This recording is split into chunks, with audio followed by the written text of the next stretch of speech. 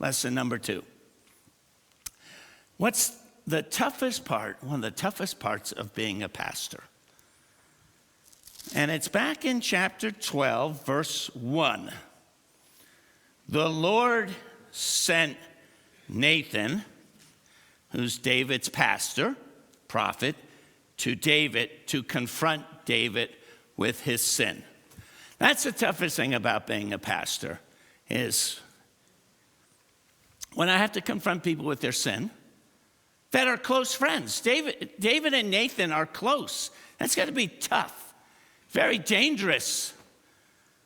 All through Scripture, pastors and prophets who have confronted people with their sin have often died. You remember John the Baptist, right? He confronted King Herod. Didn't work out too well for him. King Herod, you shouldn't be with your brother's wife. And John the Baptist lost his head over that. But even worse, so I was thinking about an oncologist. Here's an oncologist. He's looking at the x-rays of a young man here that just found out the horrible news that he's got brain cancer.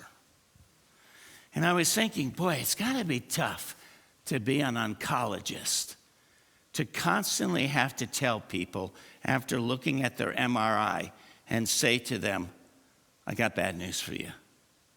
You've got cancer.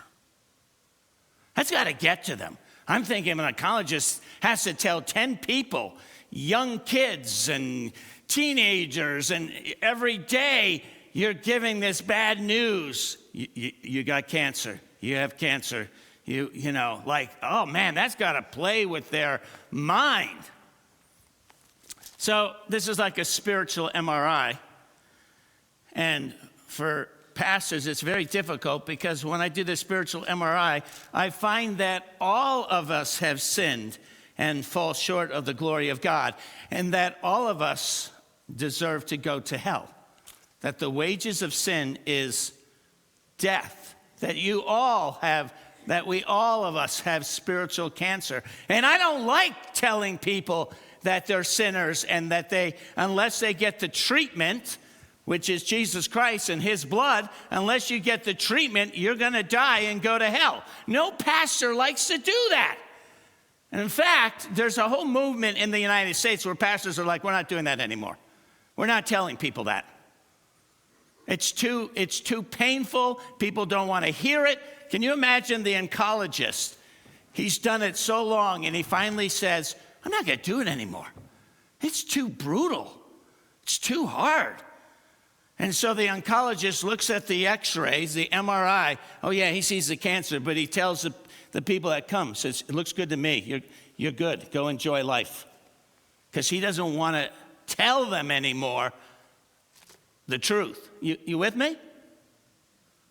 There's a lot of pastors now who won't tell their people. They tell their people, you're good enough. You're going to get to heaven. You got enough good deeds. There's even a religious leader who says, if you're a good atheist, I think you'll get to heaven too.